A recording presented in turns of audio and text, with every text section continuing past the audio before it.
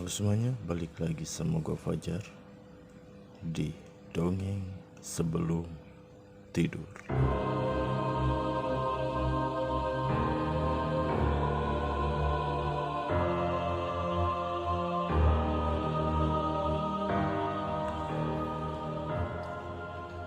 Cerita kali ini di sebuah desa terpencil di pedalaman Jawa. Ada dua orang sahabat, sebut saja dia Rian dan Anton. Mereka tinggal di rumah yang sama, sebuah rumah tua yang angker, yang sudah turun-temurun diwarisi oleh keluarga Rian. Suatu malam ketika hujan deras turun, Rian dan Anton sedang duduk di ruang tamu rumah mereka.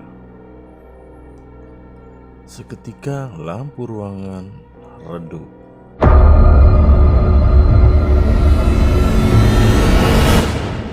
Memberi suasana yang mencekam.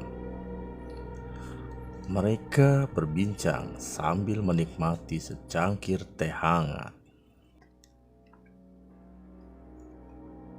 Ton, lu pernah dengar cerita tentang pocong kolong tempat tidur di rumah nenek gua nggak? Tanya Rian. Pocong kolong tempat tidur? Emang nenek lu pernah ngalamin hal itu? Jawab Anton. Ya, dulu nenek gua sering. Kalau dia itu sering ngerasain sesuatu yang aneh di bawah tempat tidurnya. Suara desisan dan langkah kaki yang terdengar di tengah malam. Jawab Rian. Wih, serem banget. Apa yang nenek lu lakuin? Jawab Anton.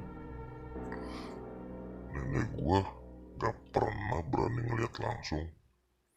Tapi dia selalu meletakkan sesajen di bawah tempat tidur sebagai bentuk perlindungan.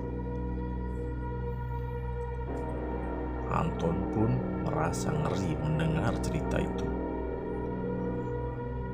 Hujan pun semakin deras, menambah suasana dalam rumah tua itu.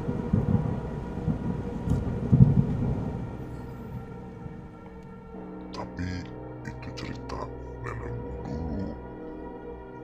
Gue yakin gak ada apa-apa di bawah tempat tidur itu. Jawab Rian. Tapi kalau emang ada, gimana ya?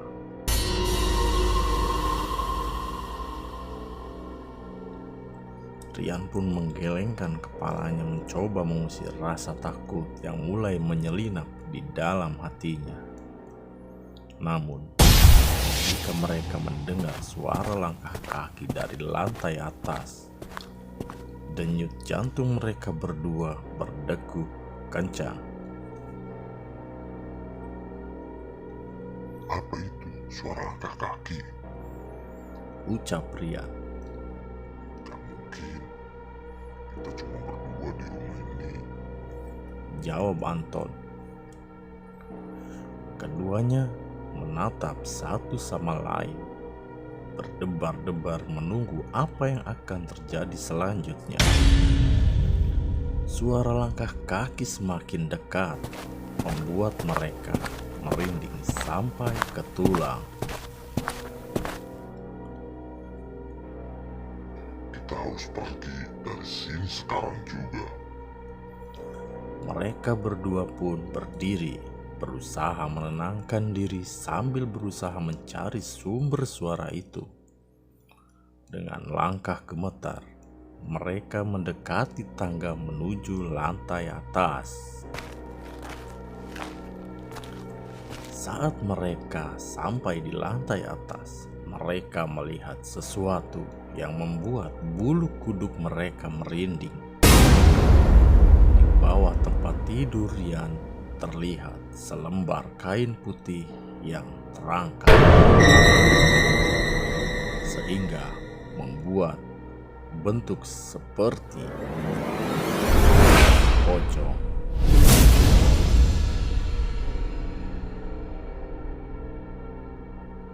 Yan, apa itu? Rian pun menjawab, Itu pocong.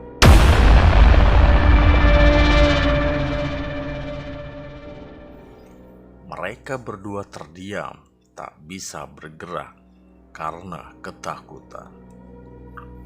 Pocong itu terus bergerak-gerak di bawah tempat tidur, seolah-olah mencari sesuatu. Kita harus keluar dari sini sekarang juga. Ucap Rian. Mereka berdua berlari keluar dari rumah dengan hati yang masih berdegup kencang. Hujan pun semakin deras, membasahi mereka sampai ke tulang. Setelah mereka mencapai keamanan di luar rumah, mereka menatap kembali rumah tua itu, terbayang oleh kejadian mengerikan yang baru saja mereka alami. Yan, apa yang harus kita lakukan sekarang? Ucap Anton. Gue nggak tahu. Tapi satu hal yang pasti, kita nggak boleh kembali ke rumah itu sebelum kita yakin bahwa tempat itu aman.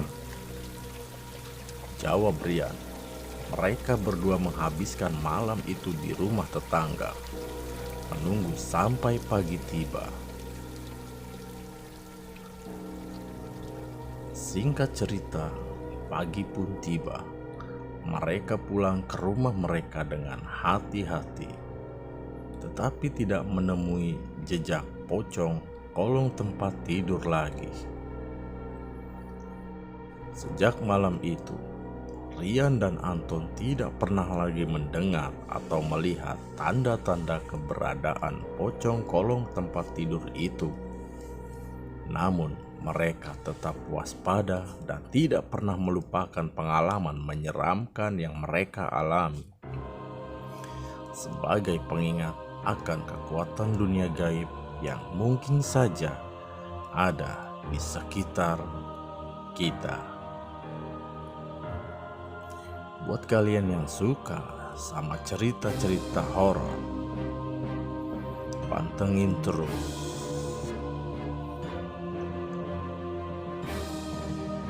Dongeng Sebelum Tidur.